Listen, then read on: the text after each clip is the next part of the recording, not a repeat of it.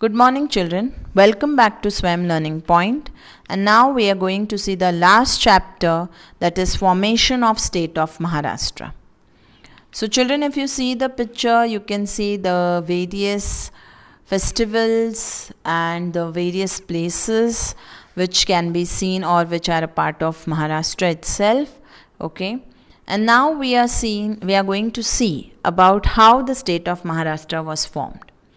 So now after, children, if you can see the map of India on the screen, okay, and you can see the various states. So one map, if you see, that is in 1951, there are no states written, but on the other part you can see the various states are written. So what is this? So after India gained independence, there was demand on large scale for reconstruction of states on linguistic basis, based on the language of what people spoke.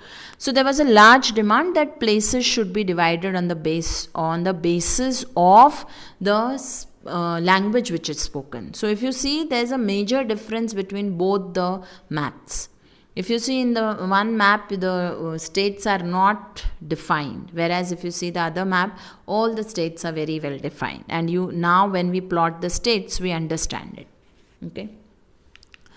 So, like how it went on. So in Maharashtra also the demand for state of Marathi speaking people led to a Samyukta Maharashtra movement from 1946 onwards. Okay, so through various changes, circumstances, the movement progressed, and finally on 1st May 1960 the state of Maharashtra came to be formed. Okay, so let us see the background first, how it started. So from the beginning of 20th century, many scholars had begun to express the thoughts on unification of Marathi speaking people. So in 20th century, many people they said that yes, people who speak Marathi, they should be brought together.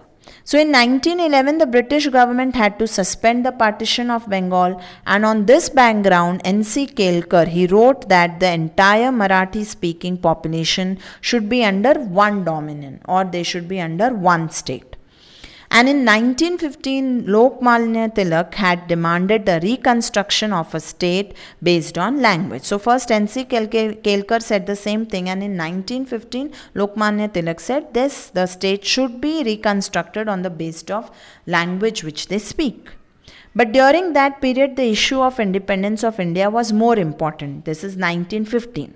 Okay, so 1947 we got our independence. So they thought that let us see to it afterwards. First, the independence is very, very important. Okay, hence this issue remained aside. But on 12th May 1946, in the Sahitya Sammelan at Belgaum, an important resolution regarding Samyukta Maharashtra was passed. Still, there was almost a year for India to be free. Now, what was this Samyukt Maharashtra Parishad? On 28 July, Maharashtra Ekikaran Parishad was called at Mumbai. Shankar Rao Dev was its president, and it passed a resolution that all Marathi-speaking regions should be included in one state. This should also include Marathi-speaking regions of Mumbai, central provinces, as well as Marathwada and Gomantak. So this was how, Maharashtra was formed. So first of all, the Samyukta Maharashtra Parishad was formed. After that came the Dar Commission. On 17 June 1947, Dr. Rajendra Prasad, the President of Constituent Assembly, he established the Dar Commission under the chairmanship of Justice S.K. Dar for forming linguistic provinces. So, Dr. Rajendra Prasad in June 1947, at that time also India was not free, he established this Dar Commission under this person called Justice S.K. Dar, and for forming the linguistic provinces based on language. And on 10 December 1948, the report of Dar Commission was published, but the issue still remained unsolved because everyone was busy with the freedom fight. Next was the JVP committee, that is Three Ministers Committee. To study the conditions of creating linguistic provinces, the Congress appointed a committee on 29 December 1948.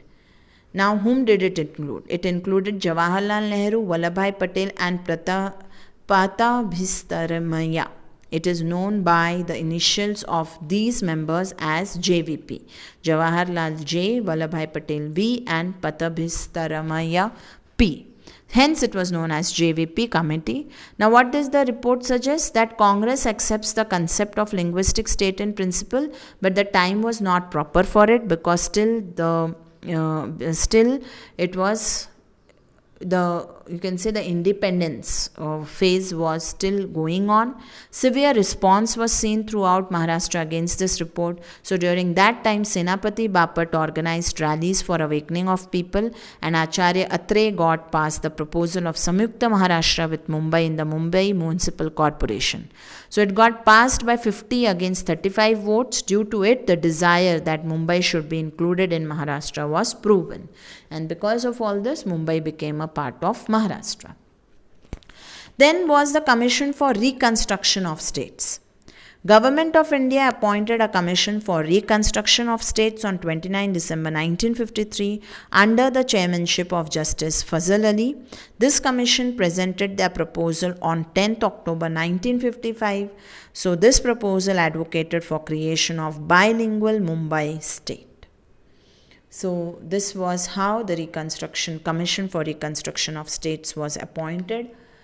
Then came the Nagpur Pact. So Marathi people of all regions should resolve to make one state was the purpose of signing the Nagpur Pact. So this was what the pact said, that the people who spoke Marathi of all the regions, they should resolve to make one state. And according to this pact, Samyukta Maharashtra was formed, including Western Maharashtra and Vidarbha, along with Marathwada. In 1956, as per the amendment of the Constitution, Article 371(2) was included in it. According to Nagpur Pact, assurance was given regarding equitable financial provision for developmental work, ample finance for technical and vocational education, provision of state government services in particular regions in accordance with the population, and assembly session once in a year should be held in Nagpur. So all these things were written in the pact, okay, that finance will be provided for everything, for technical, vocational education, government services will be provided, and once a year this assembly will be held in Nagpur. So the struggle of Marathi speaking people for formation of Maharashtra with Mumbai had begun. A huge meeting was held on Kamgar Maidan in Mumbai. At that time, Shankar Rao Dev said, "We will oppose the separation of Mumbai from Maharashtra up to our last breath." So he said that we will see to it that Maharashtra becomes a part of Mumbai becomes a part of Maharashtra. The emotions and demands of the people took the form of public agitation. Women also spontaneously started participating in it. So Sumati Bai Gore, Ismat Chugtai, Durga Bhagwat, Tara Reddy, Charushila Gupte, Kamalatai More, Sultana Zohari, and many such women took part in the agitation. So women also participated in this, that Mumbai should be a part of Maharashtra itself. And then on 7th November 1955, there was meeting of labours, various labour organizations, communists, Praja Socialists, Socialists, Peasants and Workers' Party, Janasangh, etc. All these people, political parties participated in it. Comrade Shripad Amrut Dange presided over it. Here, S.M. Joshi proposed a resolution that Samyukta Maharashtra with Mumbai and Vidarbha should be created. So all these things were passed in the Nagpur Pact.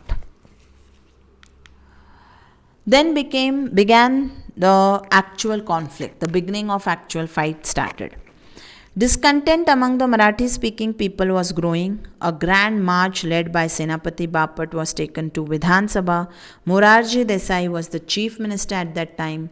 The government declared a ban. The police started lathi charge and used tear gas. On that evening, an open meeting was conducted on Kamgar Maidan with a mob of around 50,000. Comrade Dange guided the people to accelerate the struggle for the Samyukta Maharashtra movement. On 21st November 1955, decision of one-day token strike was taken. So beginning of the actual conflict started there, and then people they went with under the leadership of Senapati Bapat and to Vidhan Sabha. Morarji Desai was the chief minister at that time, and police started with lathi charge, and they also released tear gas. And that time one meeting was held at Kamgar Maidan with a crowd of almost 50,000 people, and Comrade Dange was the leader at that time. He guided the people, and to bring us to give a more strongness, you can say, to the struggle, the Samyukta Maharashtra movement on 21st November 1955 decided one day token strike, to take one day token strike. So thank you, children. I hope you have understood how the story of state of Maharashtra started. We will see how the establishment happened of the Maharashtra state in the next part. Thank you so much. Welcome back to Swayam Learning Point.